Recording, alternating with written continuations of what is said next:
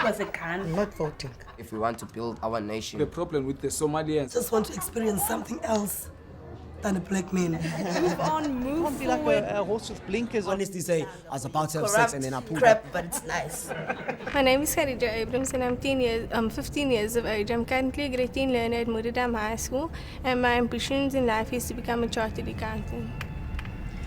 Hi, my name is Leela Zoa. I'm currently a grade 10 learner at Modderdam High School. I'm 15 years of age and my ambition in life is also to become a chartered accountant. Thank you. Hello, my name is Megan Sonnepoel. I'm 15 years of age. I'm currently a grade 10 learner at Modderdam High School. I'm in grade 10 E3 and my ambition for life is to be an actress. Hi, my name is Shannon Lee Eels. I'm 15 years of age. I'm currently in grade 10 at Modderdam High School. My ambition in life is to become a businesswoman. My name is Cameron Coxon. I'm 16 years old and two characteristics I have. I think that I'm very competent and courageous and my preferred career choice would be to become an internationally recognized civil engineer.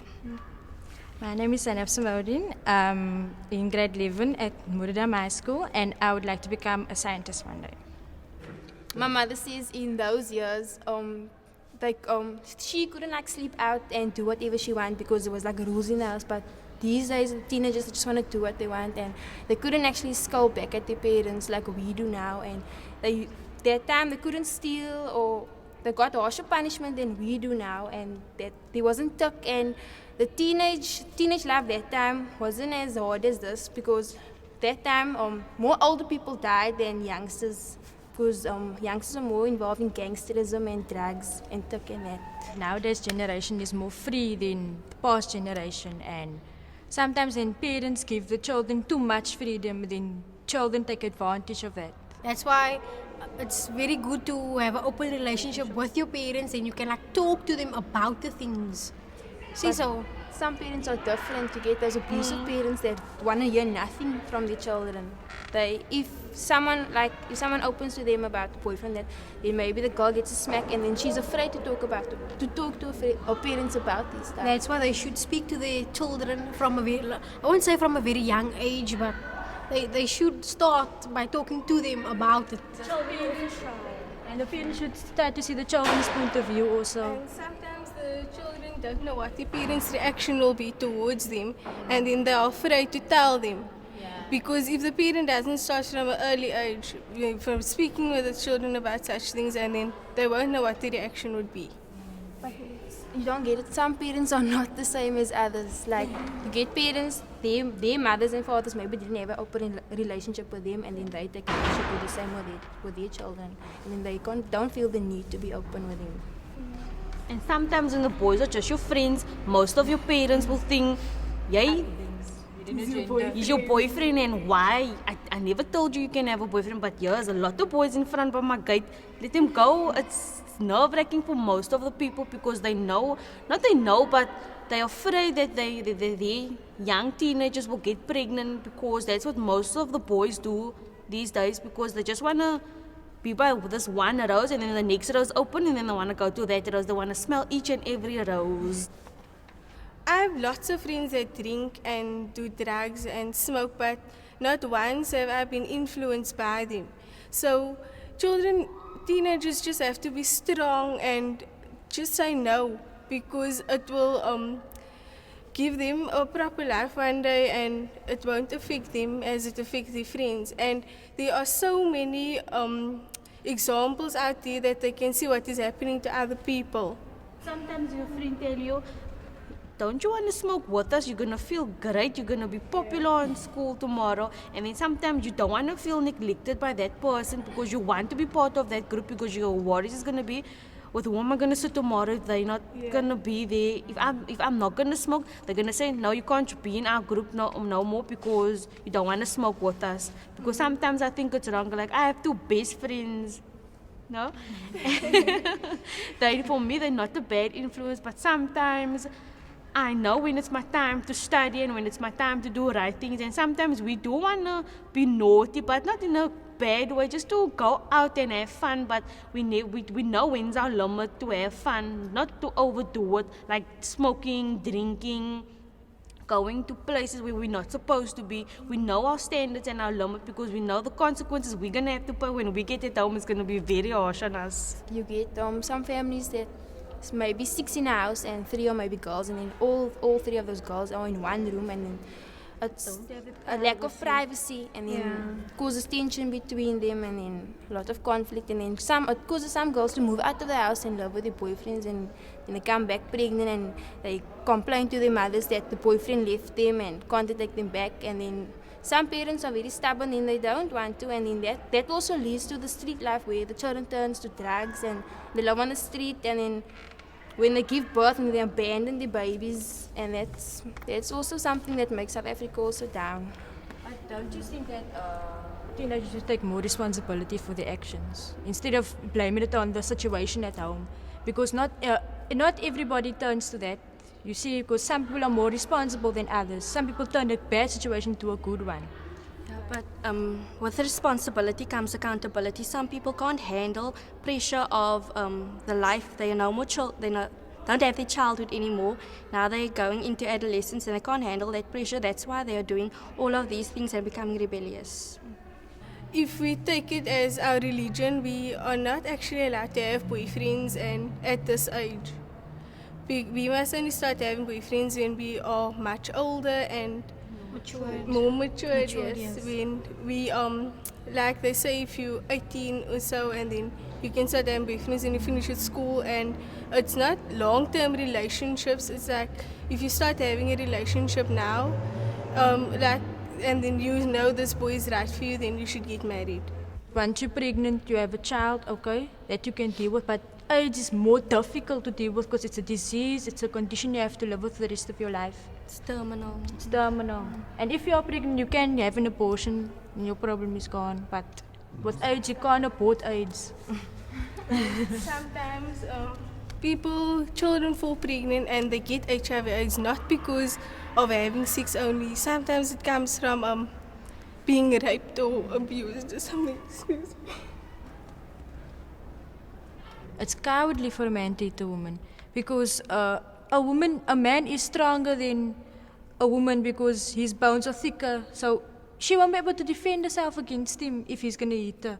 See, and lots of guys are taller than women and then the smaller than he hits her, and it's very cowardly. But there are double standards for women. Sometimes men are not equally treated in front of a judge. Then they would rather take the woman's side, which is wrong. Sometimes children are sexually abused also, but they are so young when they start being abused. They grow up with these things and it affects their lives terribly because once they are a teenager, they can't hold those things back, and it affects their schoolwork and their life, and sometimes and then it's too late even to tell someone because then it has gone too far. And that is also a very bad thing in many children's lives because sometimes they don't even bring it out, and then they grow up with these things and keep it to themselves until they are big old people, and then they have this aggressiveness in them, and then no one knows why are they so aggressive or why they have this emotional state in them, but then it's actually that they were abused.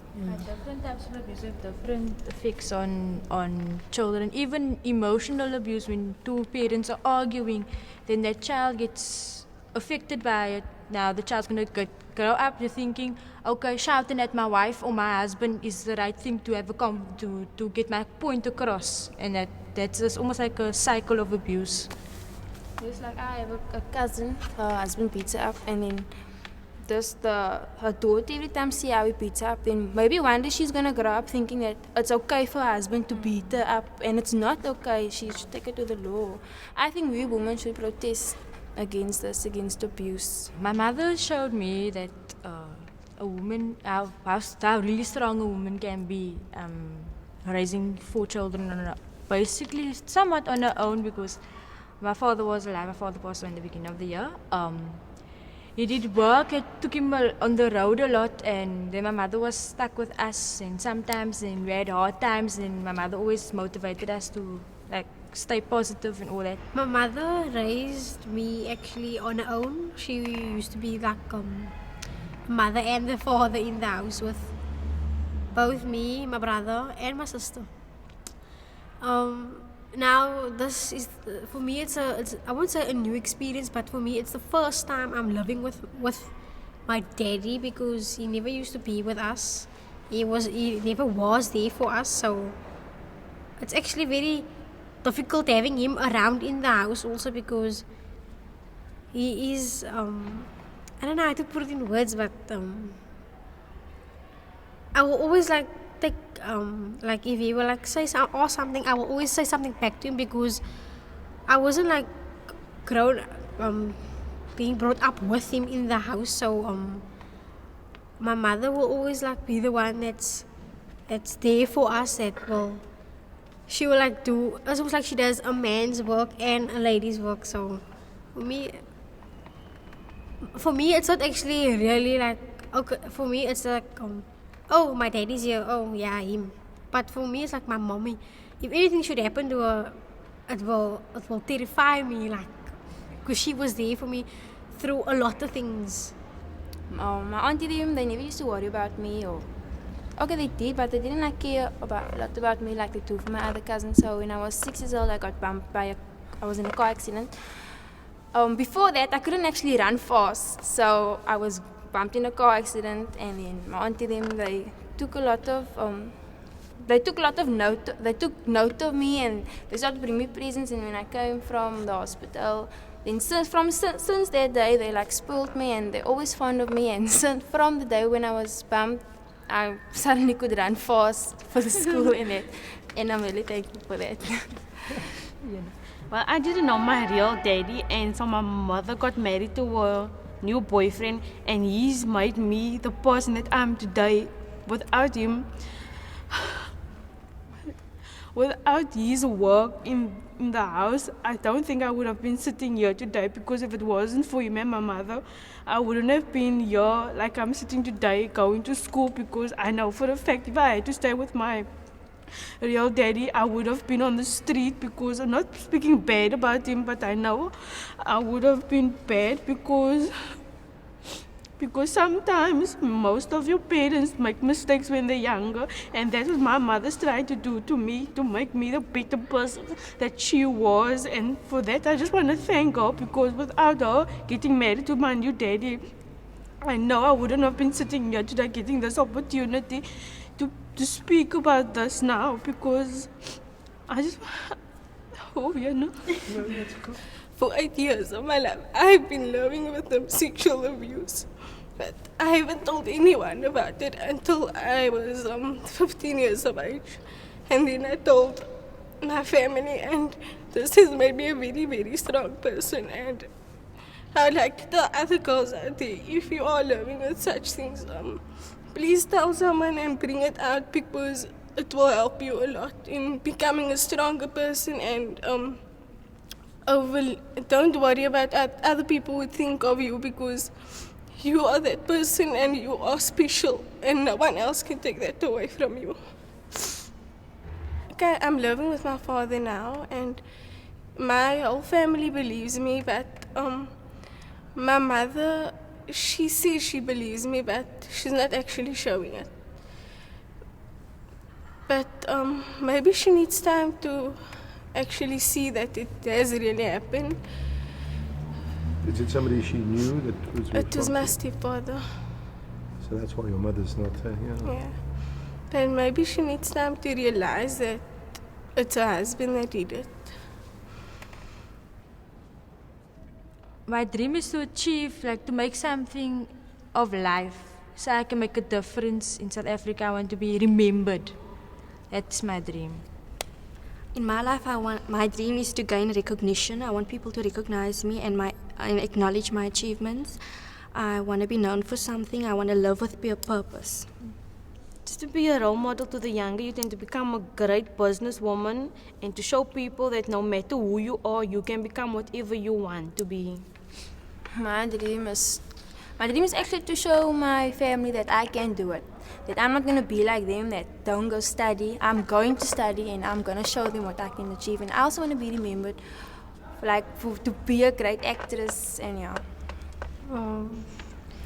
Like she said, yeah, my dream is also so that people can recognize me, to see that I can do things on my own, and and not depend on other people, and to show my parents that I can do things in life.